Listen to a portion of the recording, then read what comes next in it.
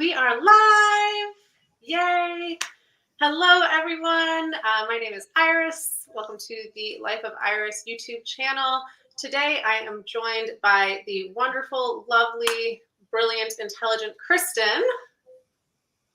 Hello, everyone. Good evening, good afternoon, good morning, wherever you are. Yes, we're in very different time zones right now. Yep, I am speaking to you all the way from Austin, Texas. And I am in Scotland right now, so just a little bit of a time difference. So Kristin, tell me about yourself. Tell me about your cruise history, what you're doing now, just the quick little couple-minute version. Yeah, absolutely. Well, I started my cruise history way back in 2009. I was one of Holland America's first tech experts. It was their partnership with Microsoft, and I was hired on to be able to be a brand ambassador, workshop presenter, and basically a teacher on board Holland America ships while promoting Microsoft. It was a great experience. I did that for several years. Even met my husband on board as well during my first contract. After that, I was looking for a bit of a change. I loved cruising. I wanted to continue with that with my career path. And with cruising, as you know, Iris, there is basically every job under the sun on a cruise ship. Is basically a little city. So I explored a few different avenues and found that with my background, the revenue kind of track would have been suitable for me. So I applied and I was accepted as a marketing manager on board. And that kind of tailgated into the business and brand manager. So in that sense, I had oversight of all of the revenue, communication, and marketing on board, whichever ship that I had to be on. So I did this for 12 years. It was a fantastic 12 years. Of course, the last time that I was on a ship was in May of 2020, where we had a lovely little time in the Philippines within the flotilla of Manila, that I like to call it, before we were repatriated back to the States. After a while, I was able to reach out to my network and be able to see kind of when cruise ships were kind of restarting back. There happened to be a position here in Texas, which is where I am from, and I'm a business development manager. So basically, I am being able to still work for a brand that I absolutely love and have such pride in, and I'm now able to train, present, and promote the Holland America brand to travel advisors, travel agencies, and consortia like AAA, Expedia, Signature for Chiroso. So I'm really excited, and I just started about 6 months ago, so I'm still kind of new to it, but I'm super excited where this pathway is taking me. And again, super excited to be seeing you and being on your great podcast. Well, thank you very much for joining me. It seems like it's a pretty natural flow for you from Shipboard to your shore-based job now. So when you were talking about your Shipboard experience, you mentioned that you worked with a different revenue on board. So a lot of people might not think of the ship having different revenue aspects on board, because they just, they go on, they're experiencing their cruise, and to them, they're just sailing on a Holland America Line ship. So I know you can't get into super specifics, but so what kind of is the, 20-second about, that side of the Yeah, it's interesting that you say that, because a lot of people, think that when you come on board, everyone is an employee of the cruise line, where it's not necessarily the case. So for instance, like, we are able to have great partnerships with a lot of brilliant companies. So for example, for our fine jewelry, we have Effie, who is a magnate out of New York City, and they do the brilliant watercolor collections that they're really popular for, but beautiful jewelry line, really well known all over the world. For the spa, we use One World Spa for that, and they are able to get the great masseuse, hairdressers, and nail technicians from all over the world. So you're going to see like a lot of that with Casino, with our art program. We actually are not necessarily Holland America employees. They're going to be what most people would term as contractors. For that. So when they do come on board, my position was to kind of make sure that we all follow and align along the Holland America Line brand, as well as their own, to where we're in a best partnership to be able to provide great products and great services to the guests when they are sailing on board. And of course, helping to promote and sell their different products. Of course, I also work with food and beverage, with our specialty dining, creating awareness to the Pinnacle Grill, of the Tamarind, our beverage packages. We have a great partnership with Chateau Ste. Michelle out of Seattle on our larger ships.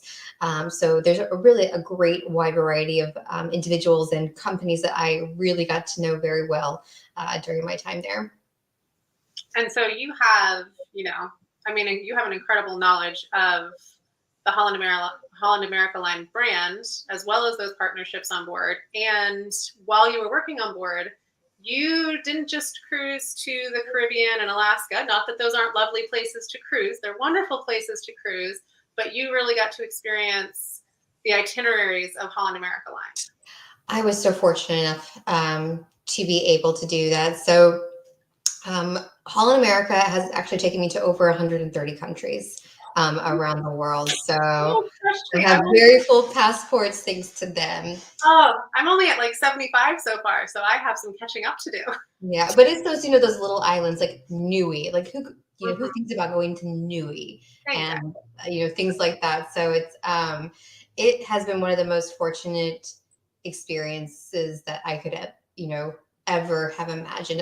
When I grew up, I was always watching, I don't know if you remember this, Where in the World is Carmen Sandiego? Yes, absolutely. My favorite TV show when I was growing up. So I really kind of, when they were doing all the game shows, I was really focusing, where is that on the map? What is its capital? Who lives there? So travel has always been a huge aspect of my life. And I grew up in a very rural part of Texas. So it's kind of like, it's right away, I just wanted to get out and be able to go. And I think that travel has really put me in uncomfortable situations in a good way, whereas you are able to expand your knowledge. I have become more, I hope. I think travel makes you kinder, makes you more tolerant, more perspective, have better perspective of where people are coming from and what they experience and what they can bring to the table as well. So I can't thank Holland America enough for the experiences that it has brought to me. But yes, so I started doing the world cruise back in 2015. That was my very first world cruise. I have been able to do that for a number of years, including Grand Mediterraneans and Grand South Americas. So during that time, one cruise, you hit 60 countries. So it's easy to start stacking that up with that. And so you mentioned that you met your husband on your very first contract on board. I did. I met him actually my very first day of my very first contract. I had flown in from Texas to Juneau, Alaska. Ooh. And it was my very first day on board. And my trainer, who I was going to be eventually replacing, she takes me up to the Crow's Nest, which is our gorgeous navigation kind of observation area on the very top deck. And he was playing in a band. He's a musician. He's a drummer. And I just saw him from a while away and was just like, oh, he's really cute. Oh, he kind of looked like Prince William when he had hair. And then he actually turned out to be British. And I'd always had a thing for British accents. I grew up watching, all those Jane Austen films. Mm-hmm. And I was just like, yep, that's it. Took me a couple of weeks to make him get the hint that I was interested, but eventually he got the hint. And we've been together ever since. I love a good cruise ship love story. Because as you know, I also met my husband on board. He is also British, slightly different British, a little North Scottish, but yes, I love a good ship romance. And so a question that I'm sure you've gotten asked over the years. So you and your husband met on board. Were you able to sail together fairly regularly? So it is... Eventually, we were pretty regularly. The first, after our first contract, we were actually apart for 5 months when we had first met. And then after that, it was pretty regular. Maybe we were gone for 6 weeks or 2 months or something like that at the most after that. But a lot of times I was with my family during that time, or he was with his. So the time sped by very, very quickly. So after that first 5 months, it was pretty pretty able to be lined up. Because with Holland America, they were always so wonderful to try their best. It wasn't always going to work out, but they would try their best to put us together on the same ship, because, happy crew, happy guest. It is so true. Okay, so thank you for introducing yourself. Thank you for letting me talk about myself. Sorry? Thank you for letting me talk about myself. Oh, absolutely.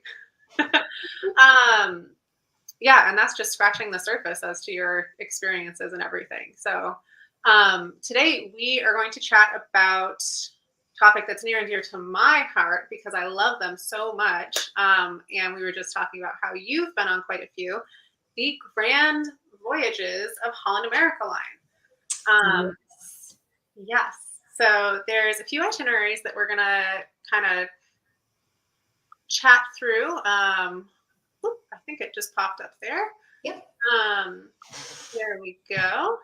And so, we're not going to go through, this like every single stop that these itineraries are going to go on, but just kind of an overview. And then I noticed when I was checking out the Holland America Line website earlier today that there are some good perks going on for booking these itineraries. So if you have information to toss in about how that works and what those might be, I can definitely do that. Yeah. Feel free to add in. So, okay. So the first part that we'll start with is the Grand World Voyage. And this is the one for next year. Now, an interesting change, if anyone has been following Holland America Line Grand Voyages, is this is going to be the first time, and you can correct me if I'm mistaken, but the first time that one of our Grand Voyages will be on a Vista class ship. You're correct. We're very excited about it. So the World Voyage and I think the Grand Africa in 2023 are going to be on the Zuiderdam. Is that? The Grand World Voyage in 2024 will be on the Zuiderdam as well. I believe the Grand Africa will be on the Zaandam. Okay. All right.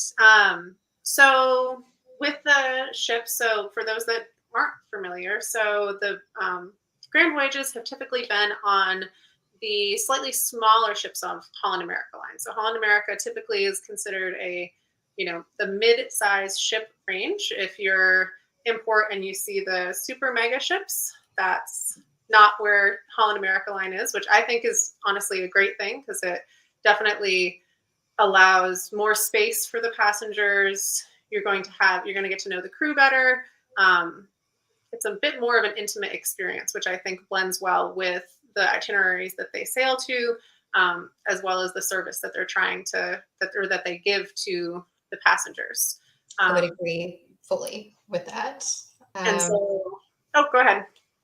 No, I was just going to say, I think the Holland America lends very well to the passenger that wants a bit more of a richer and complex experience. Not necessarily that they're looking for a go-kart range or a rock climbing wall. They're looking for that extra layer to add to their experience. They're looking for that adventure. They're looking for that local, authentic interaction, and they can be able to experience that with us on board, especially during these more exotic Grand Voyages. I agree. Absolutely.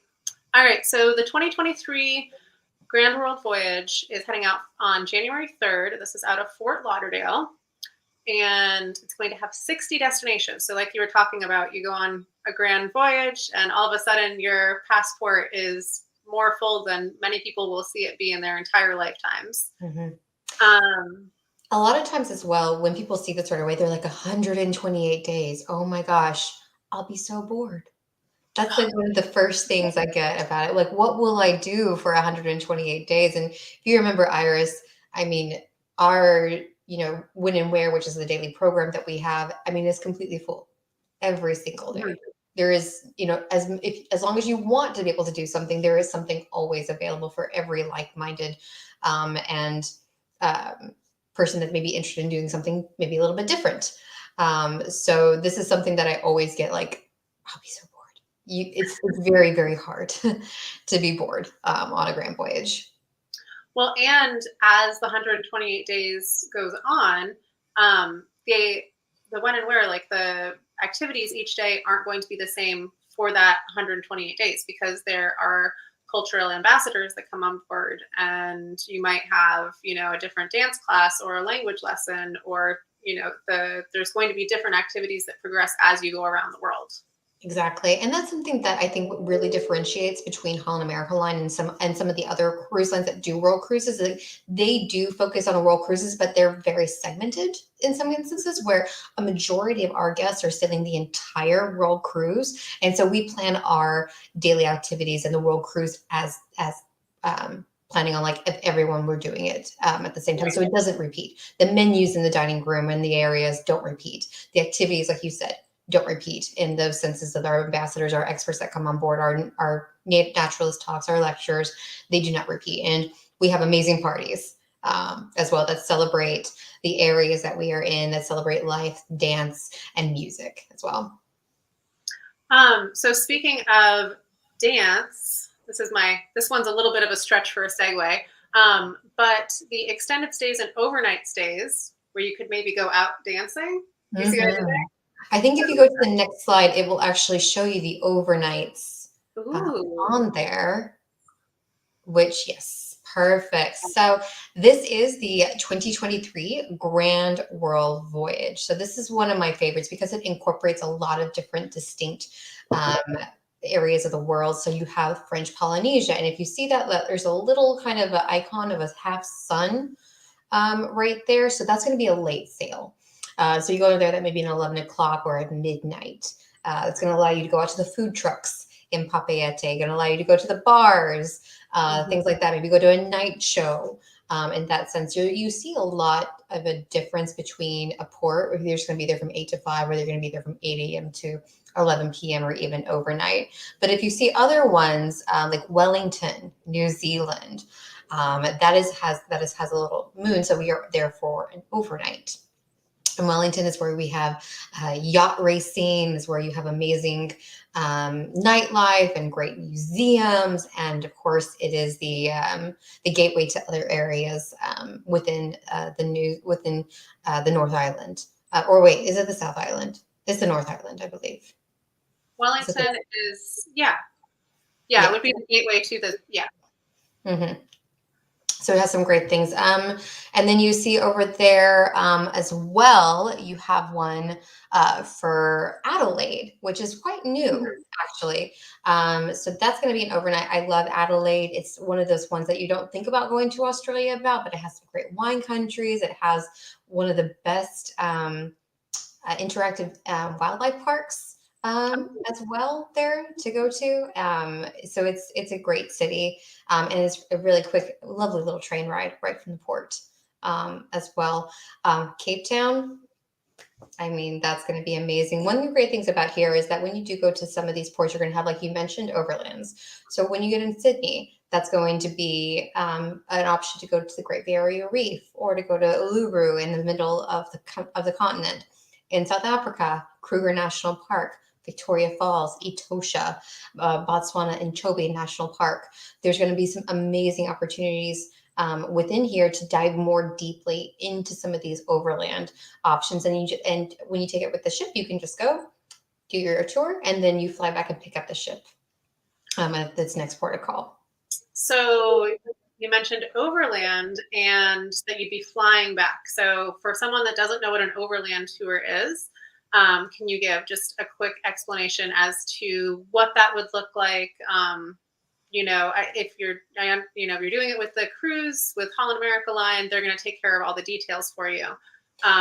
That's really good question, because I get this a lot, because there are people who would like to do, independent planning. They may find that they get, possibly different, a more variety of different tour operators that way. So let's say, for instance, that you go to Papeete and you're overnightting there, and you want to go to Moorea. So anytime that you go away from the ship for a night, it's kind of it kind of is the term overland. So let's say that you go over to Maria and you plan to spend the night at a bungalow or an overwater bungalow. Now we offer that as well as an overland. But we are able to work with provided insurance operators and tour operators to guarantee that we get you back safely to the ship. So let's say that you did go to Moorea, but the next day there was terrible weather. We can't get into the port. We're going to make sure, because you booked with Holland America, that we get you to the next port of call, that we're going to get you home and there's going to be no hassles, no financial issues. We'll get you back to port. If you go on independent, that's not going to be guaranteed for that. So same thing. If you go to Kruger National Park with us, you'll have an exciting, if you want a glamping experience or a lodge experience, we're going to offer you many, many different options for that. But you can do your own as well. But we just can't guarantee that if something happens, medical or anything, God forbid, anything else like that happens, we can't guarantee that. Whereas if you took a shore skirt or overland with us, we're going to make sure you get back home safely.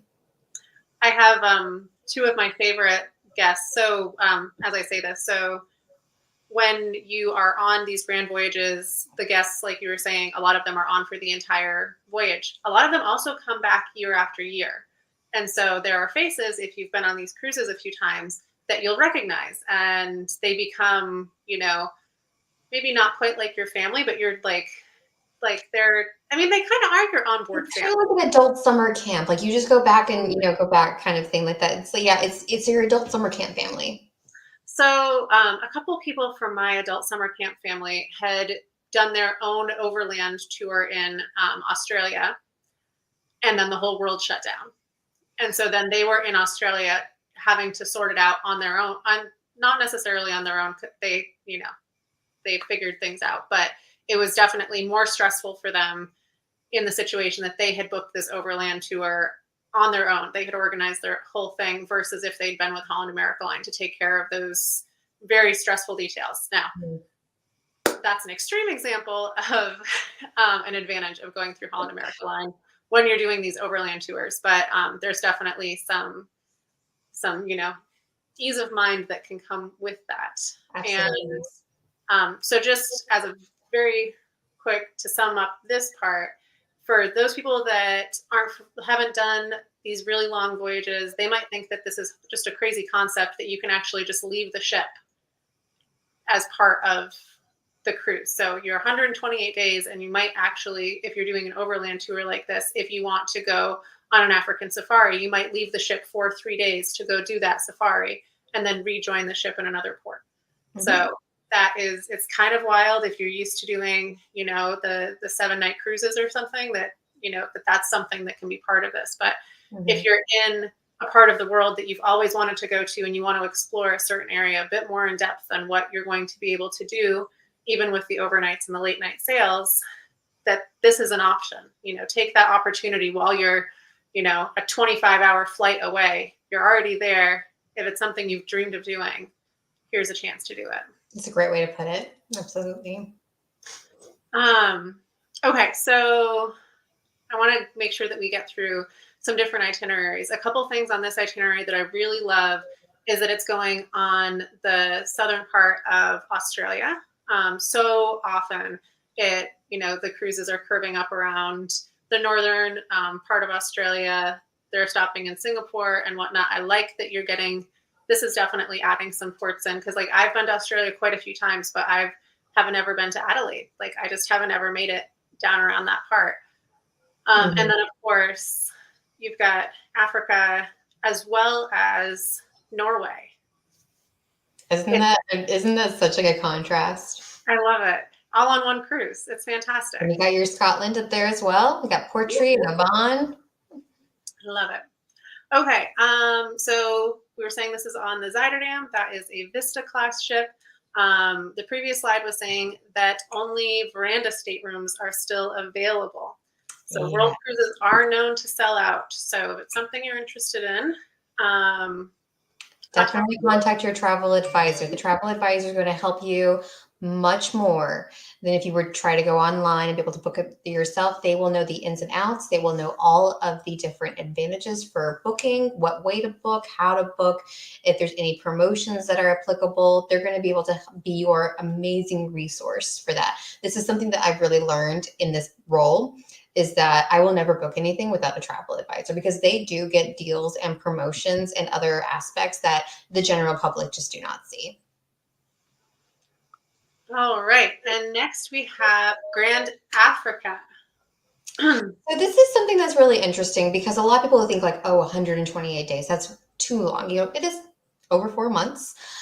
So sometimes this is kind of like, it's not like a baby step, but it's like a half step into a world cruise. So we do have shorter Grand Voyages that still have the same amount of excitement and experience and lectures and authentic adventures, but it's going to be a bit shorter and really focused as well. So this one is going to be a circumnavigation of the African continent. And this is one that I actually haven't done. And this is one that I really want to do. But that will have to be for a future time as well. And the reason I love this so much, again, is it because a lot of these are going to be overnights or late sails, but they're going to be such different parts of Africa. So you're going to see North Africa, Tunis, where you can go see the ancient Carthage, Morocco, Petra and Aqaba, Egypt and Safaga. We're going to be the late night. You can go to the Valley of the Kings, Luxor, Karnak. I haven't made it there yet, and I so want to. But yeah, so many great things. Madagascar, and we're in an area where you're able to go see a amazing reserve that is specifically there for lemurs. So it's just an amazing itinerary. And again, lots of options for overlands. And so something that I really love about cruising in general, not just Grand Voyages, but Grand Voyages really bring it to light, is say you haven't done a lot of solo travel. You haven't done a lot of extensive travel. You've always had this dream in your mind that, you want to go to Africa, but the concept of flying there and then trying to go between the different places in Africa with different flights, that all seems a little bit daunting potentially. It's far enough out of your comfort zone that it's kind of keeping you from doing it. This type of cruise does all of the stressful parts for you. So it's a way to explore the world, explore places that you've wanted to go. Maybe it just has felt a little bit too far to fly. Maybe the flights were too long. Maybe you were worried about, getting back to your hotel at night. You have that hotel that's going to go with you around the continent as you explore all these different places. So I've always felt that it's a great way to, not that it's not for people that want to explore deeply, because it absolutely is. But it just makes it more weight off the shoulders a bit, doesn't it? Yeah, it really does. It's like saying, okay, well, now there's no excuse. There's a lot of whataboutery. What about this? What about that? In a lot of cases of, like you said, if you want to explore more aspects of Africa, getting visas, getting all those things in place, we're going to help you do that. Yeah. We're going to take a lot of that stress off your shoulders and help you, especially if you also have a travel advisor that goes through here. Now, I did want to mention that on every Grand Voyage, we do something that's called a grand event. So this could be one time during the Grand World Voyage, they rented out Ephesus. And we had a dinner and a music in the ruins. Another time we rented out the Rijksmuseum in Amsterdam, and we had it just to the Holland America Line guests. So there is one huge event that we do on Grand Voyages as well, where you usually do have leadership coming out, being able to talk to the guests and able to share that experience. So there's always going to be some big event along with all the other big events that are on our Grand Voyages as well. But this one especially is very interesting because it does go to Zanzibar. So that's going to be the gateway to Uganda, the Serengeti, the Masai Mara, and things like that you may not be able to see. So really, if you wanted to, like you said, you can book with tour operators that we have vetted and insured, and you can be able to go to all these places. You can be able to go off in Zanzibar for 7 days, pick it up in Richards Bay, go to Kruger National Park, pick it up in Cape Town, go to Etosha National Park or Chobe or Victoria Falls, and then keep on going around and picking up the ship as you go. You haven't thought about this at all, have you? This Not is at all. you're No, like I can see your excitement with this itinerary. You're just like, I think I need to go to the ship for a week on this one, or 2 weeks, or a month. Yeah, I mean it is 71 days, so maybe a little more than a couple of weeks. It might be a bit of a stretch, but this is a beautiful.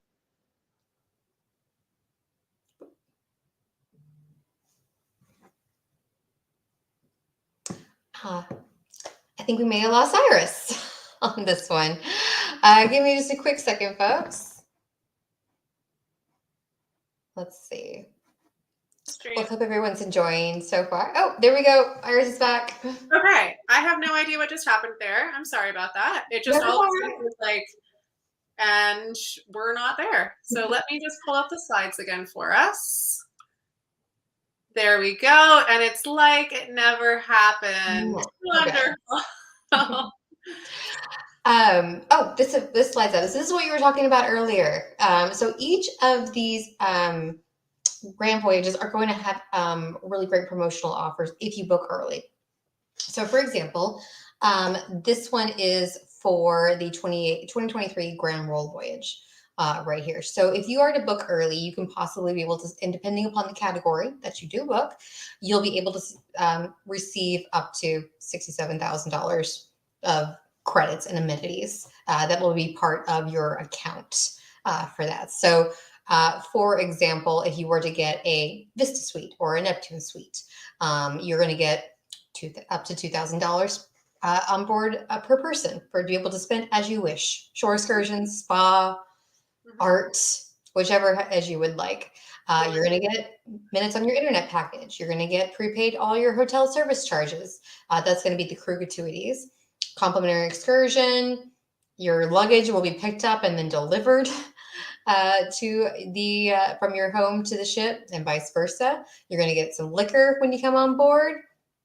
But so there's going to be a wonderful array of options if you book early. And to be honest, you definitely want that. You know, that money can be spent on that overland with those great excursions and experiences. Yes, these are, I mean, if you also want to book early because there's so much that you have to kind of figure out. Booking a world cruise, you're not going to book it the day before and hop on the ship because you're going to have to sort out to make sure that you've got all the visas, which Holland America Line would let you know what you needed to be doing with that. But there's still time that needs to happen to get this different paperwork in order to get, if you have any prescriptions, you need to get your medications figured out. Like booking early is good in so many ways for the benefits of it, but then also so that you can get all your ducks in a row to be able to go enjoy it to the fullest. And remember, you're docking in 60 ports in 60 different countries. So that's a lot of shore excursions to look through. That is a lot of shore excursions. Okay, and when you mentioned category, so that's going to be the category of stateroom that you're in. So if you're in an inside cabin, ocean view, a veranda, any of the different suites, and then there's also different categories within those categories. Correct. And that's why it's so very important to be able to work with a travel advisor, because they'll be able to look at the deck plans and be able to get your wants and your needs and try to get the best available category that fits that. Now, when it comes to, again, there are people that, like my mother, will not sail outside of an inside cabin. She loves the darkness. Really? My mom's the opposite. She needs, if she's ocean view is good with her. Balcony's preferred, but she's happy with ocean view. But, and I mean, she's done quite a few cruises in an inside cabin and it's fine, but she's just at the point in her life where she's like, nope, I want to at least look out the window. Yeah. My mom's weird. But no, she just loves it. She's like, she just sleeps the best in an inside cabin with complete and total utter darkness. And that's her. That's fine. But then you'll have some people that was like veranda or nothing. Right. You're going to have people that will have their different wants and needs. But yeah, so the different categories are going to be kind of like, they're going to be based on a certain approximation of square footage. How big is the veranda versus, smaller ones or larger ones? So there's like little bits and bobs anywhere. Are you at the front of the ship? Are you at the very back? Or do you want the exact middle? So it's very, very important that you try to book as early as possible. If you book a guarantee, there's two different ones. You can book a specific stateroom or a guarantee. If you book a guarantee, you're not being able to guarantee where you are going to be located on that ship, because that category could be in different areas of the ship.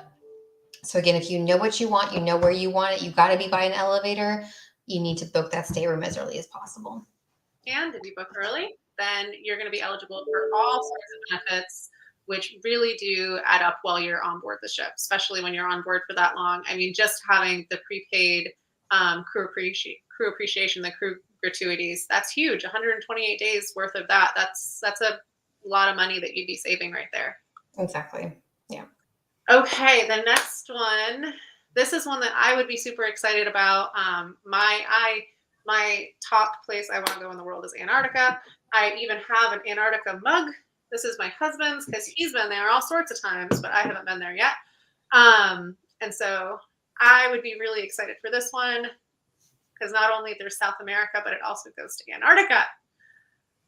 Yes, I was privileged enough to do this back in 2012. It was my very first Grand Voyage that I was able to be part of. And you're exactly right.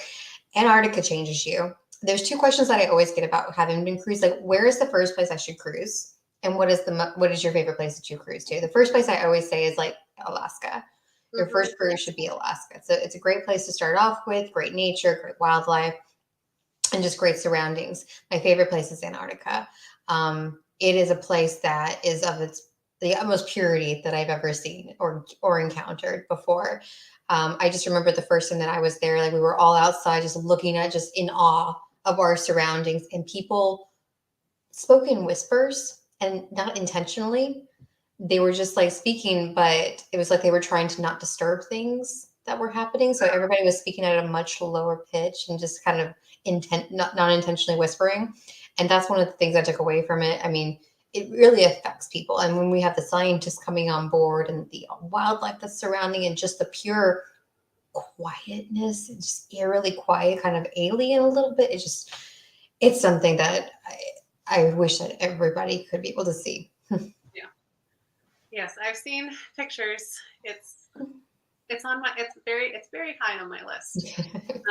And I think pretty much everyone that's been there has a similar reaction to you. They just say that it's something that, you can't get in pictures, that it's like a life-changing experience.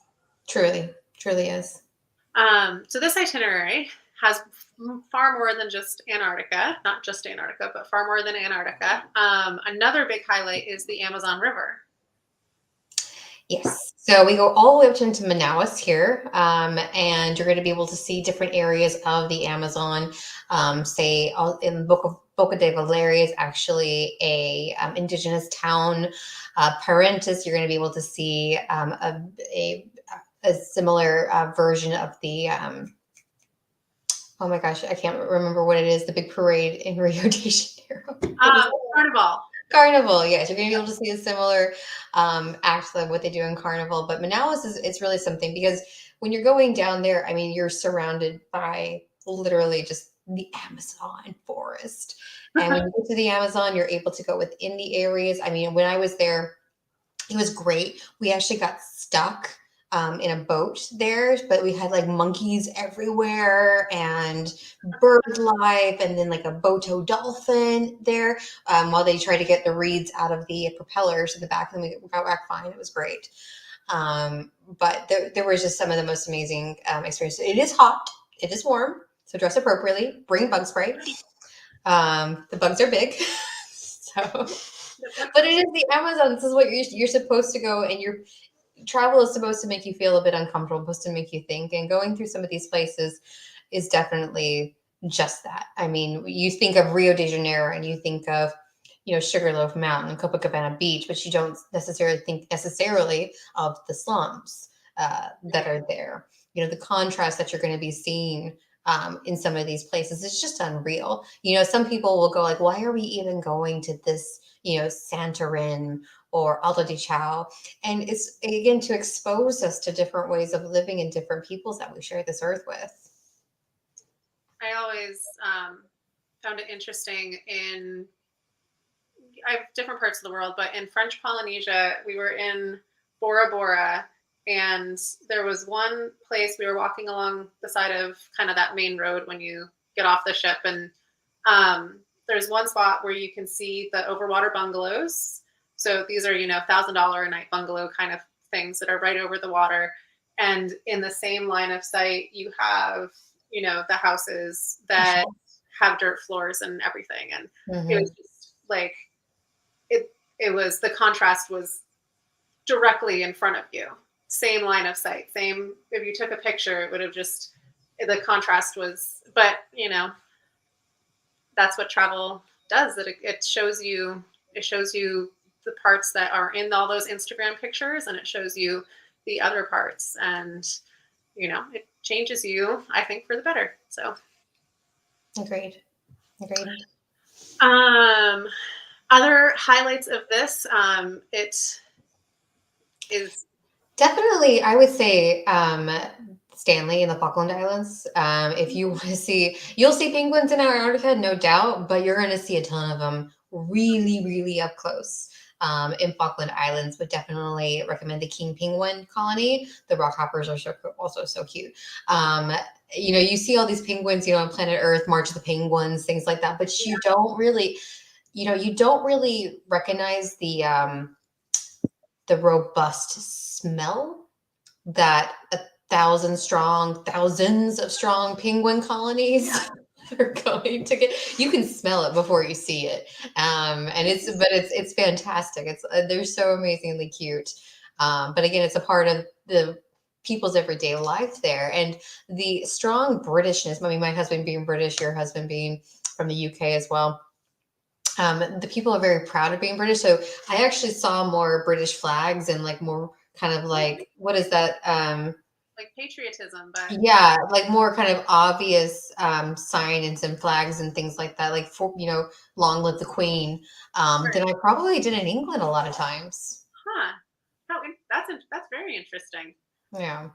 And then there's also, let's see, there's Chile. There's also Lima here, which is the gateway to Machu Picchu. So during that time, you can be able to take one of our overland tours all the way to. We'll fly you to Cusco.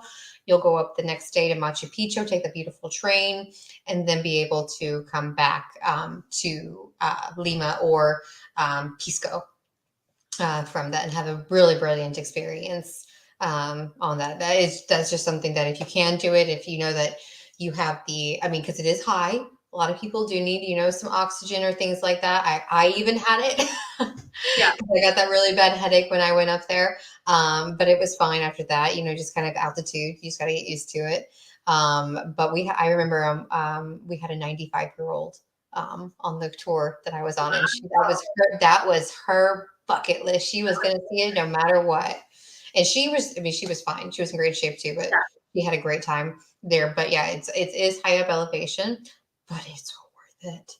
It's so worth it. I haven't done that. The times that I've been to Lima has basically been joining a ship or leaving. Like, it hasn't ever worked out that I've actually been there for the whole visit to be able to do an overland tour. But that one is on my list as well. Yeah. And one of the great things about South America, I find, is all the regional food specialties. Everywhere that you go is so food centric, whether it's in Lima or Buenos Aires or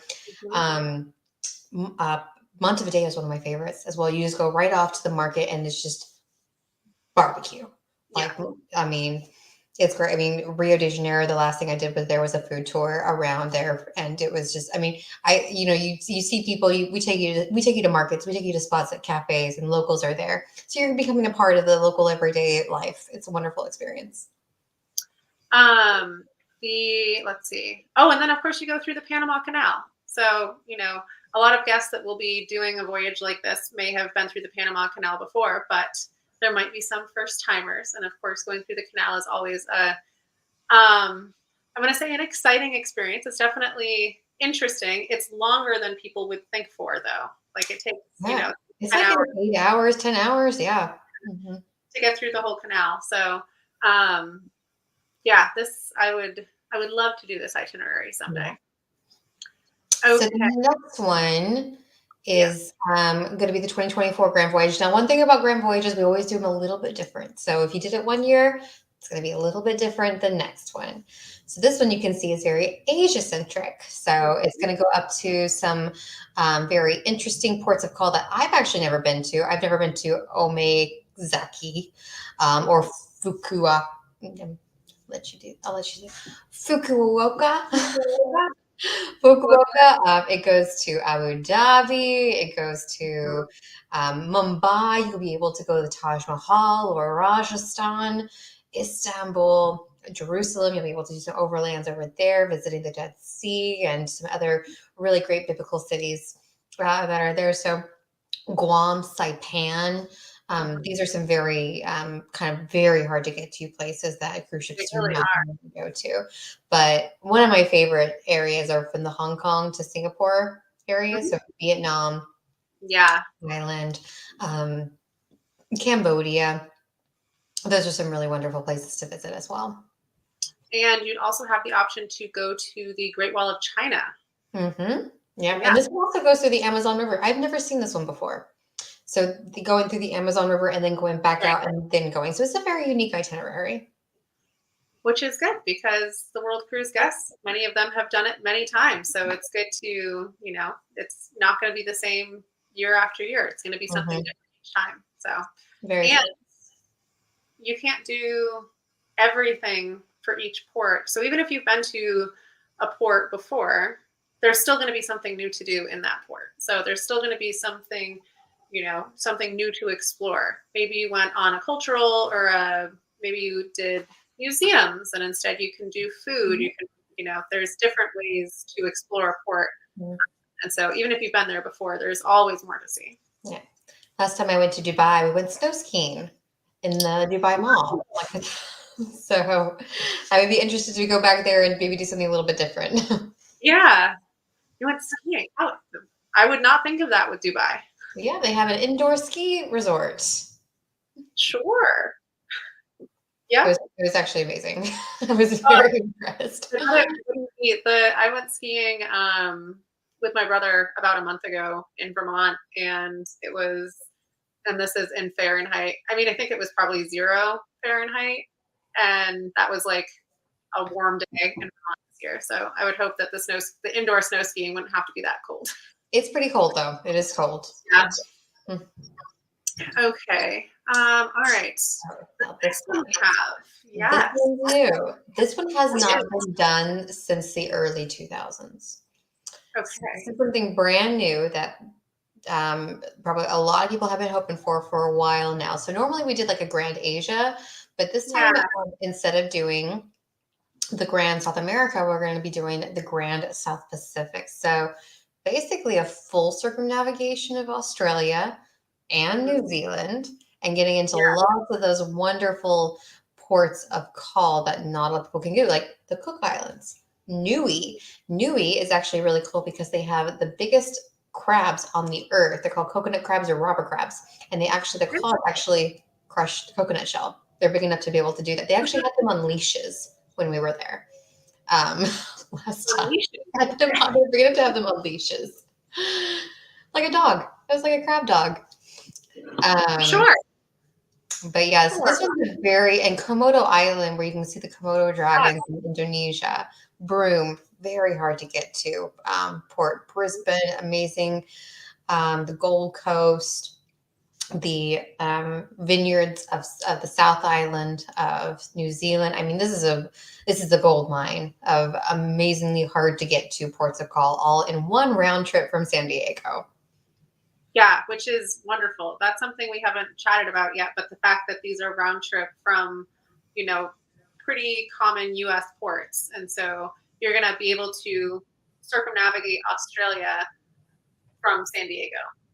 Now, there are usually options for segments. There aren't very many of them though, because like we said, kind of the cruisers that normally do this, they do the whole entire voyage. But they always do have a few maybe for segments. So there might be a segment from Sydney to San Diego, or from San Diego to Sydney, or something along those lines if you can't make the whole thing. But they're few and far between. So that's also why you want to book early. Mm-hmm. And if you are interested in a segment, so if the ship is sold out for cruisers that are doing the entire cruise, then there's not going to be a space for someone doing a segment. So if it's something you're interested in, definitely look into it ahead of time. So if someone is cruising on a segment, are they going to be, obviously they'd miss out on the part of the itinerary that they weren't there for, but are they going to feel out of place? Like how is it going to feel with them joining the cruise partway through? It's a really great question. There is definitely a dynamic on the ship, because these people and guests and crew have been together possibly for a month or two already, if you're joining a month or two in. So you may find that you're coming in and you are already meeting people that have already been and made these relationships and made these connections. But I've always found that, and of course people vary, I've always found that everybody's so wonderfully welcoming. They want to get to know you. They want to get to hear your story and the stories that you're going to bring to the table. So I would find that you're going to be very comfortable no matter what. Again, I've known some cruisers that just keep to themselves. They just want their me time. They want to eat. They want to go to the lectures. They want to go to the movies. They want to get off port, and then they just, do their own thing, and they read a lot. And some are super, super social. They go to every single event. They go to every single gathering. They're in choir. They're in chess club. They're in knitting club. I mean, so it's very different depending upon the people. But no matter who you are, we're always going to welcome you on board. I would echo that sentiment. The last world cruise that I was on, I joined partway through, and it was warm, welcoming. Everyone was just happy. They wanted to get to know me, and it was good. So yeah, I think that even if you join partway through, you might have missed a couple of events that had happened, but you're still going to be welcomed in. Mm-hmm. Yeah. Or at least that would be my experience with it. Yeah, this itinerary is fantastic because you're getting so much of Australia. You're going to be able to have an opportunity to go on the Great Barrier Reef, and then just all the way around. It's one thing about here, you will be having a lot of snorkeling opportunities, a lot of scuba diving opportunities, things like that. A lot of beaches, especially in the ports of call that you're seeing in French Polynesia, the Marquesas, and Melanesia. Definitely look into reef safe sunscreens. That is a big initiative for a lot of these smaller countries, because they are seeing a really big degradation in their coral reef areas. So one thing that we can always help out with as tourists and travelers is to be able to ensure that the reefs will be there for our children and beyond. That is so true. In a lot of places, like if you're just not allowed to not use reef safe sunscreen. Like it's a must. And they definitely pride themselves on the reefs that they have, and they want to keep them, like you said, around for generations to come. So yes, we need to be good stewards of the places that we go to. Absolutely. So a lot of these cruises have, at the beginning or the end, you're going across oceans, big oceans, and there's going to be quite a few days at sea. Is that something that, cruisers should be wary of? Are they going to get bored during those days? How do, what would you say to someone that was like, I really love all the ports. It all seems good, but there's this stretch of 6 or 7 sea days, and it just makes me a little nervous. Yeah, I think it's a totally valid point, because, no matter if there are activity after activity after activity, it can get, it's another sea day, it's another sea day. But I think it's how you want to engage with that. It's being open to trying new things. Maybe you never played, maybe you never took dance classes. Maybe you want to go to dance classes. Maybe you want to learn how to speak Hawaiian. Maybe you wanted to be able to teach. I think it's about being open to the experience that could potentially happen, but maybe you weren't interested beforehand. Definitely bring a Kindle. Hmm. Definitely bring a Kindle if you're into book reading. We do have book clubs on board. We have regular meetings for those as well. But it's definitely something to think about. But you're always going to have, especially when it's in the past, at least with our experience, you're going to have an expert talk at 10. You're going to have another expert talk at 11. You're going to have something in the afternoon, 2 or 3 talks. You're going to have options to do cooking shows. We always bring in, like in Hawaii, we'll bring in a Hawaii chef. They'll teach you how to make poke. They'll teach you how to make tuna, things like that. We'll bring that with the Maori as well. You want to learn how to do the haka. You want to learn how to be able to, learn about the prehistoric wildlife prior to men coming to the islands. There's a lot to be able to learn if you're open to the experience and the adventure. But if you're not open to trying new things, yeah, you may just be on the Lido deck, sucking down a pina colada all day. That's fine too. Um, the other part is if it's at the beginning of the voyage or the end of the voyage, beginning of the voyage, you're probably getting used to the ship. You're exploring the ship, seeing what there is on board. You're, the beginning days of meeting all of these people. And then if it's at the end of the voyage, the stretch of sea days, like with this one, there's a little stretch at the end there, is you forge these friendships with people over the past several months. And so I feel like the time ends up flying by on those sea days because you're wanting to get the time with those friends, It's really crazy. I don't know if you remember, but we always did like a farewell kind of event at the very end, like in the main showroom where we got a lot of crew out. We shared some videos of all of our experiences throughout, and there's hardly ever a dry eye in the area. People go out just being like, we're just gonna book again because it's about forging those relationships also with the crew. right. As well. I mean, people really, you have the same steward who knows you, knows everything about you every single day in the breakfast, lunch, and dinner, if you choose, in the dining room. Your stewards, they know exactly how you like your pillow or exactly how you like to set up in your bathroom. So you're gonna forge these relationships that will continue on with you. And again, most of our cruisers on world cruises, I can't remember exactly what the percentage was, but most of them have done a world cruise before. They come on, they're like, it's my anniversary, or it's we've retired. We're gonna buy a suite, and it's a once in a lifetime. And then they come on, they're like, no, we want to do this again. I want to do this over and over. Maybe we'll get a lower category or something like that. But then they work it out, they figure it out, Right. and then they just keep on doing it like every other year or 2 years. But they figure out a way to Right. keep the experience alive. I was so surprised. My experience with Grand Voyages, I started out for longer voyages doing a 48-night South Pacific. So that was kind of it wasn't a Grand Voyage, but it worked me into the longer cruises, and doing a Grand Asia and then a couple world cruises. But when I came, and the interesting part was over the course of that was when I had met my husband and we got engaged. And then when we actually got married, the next time, everyone, oh, you have to, where are your wedding pictures? Like instantly, the first time these guests that I'd, then known basically over the course of my relationship with my husband, they were so excited.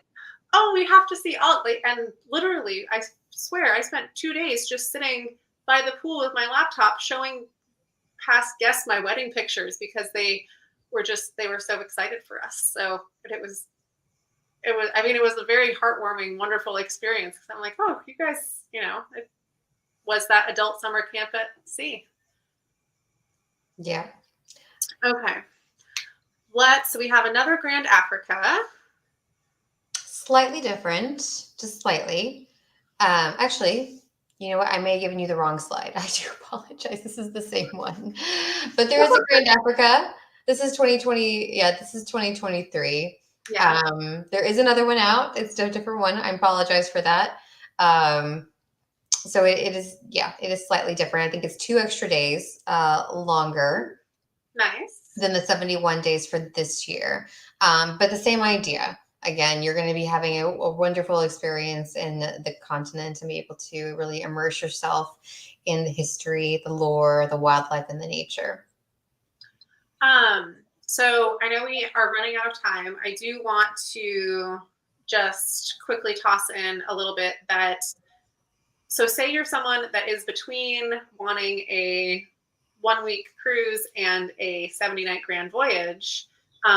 There's so much more to explore on Holland America Line's website and with their itineraries. There's a lot of itinerary options that are in, the 30-40 day range as well. So if you're kind of in between, you want to try something a little bit longer, take a look around on the website, talk to your travel advisor, because there's definitely, I think Holland America Line has, especially for, it's a premium cruise line, but that's more accessible to people. Just incredible itinerary options. Very much so. And good value, good Yes. people, and good company. Yeah. And you can see so much of the world. You can. Yeah. Well, this has flown by. Thank you so much for joining me. My pleasure. Thank you for having me.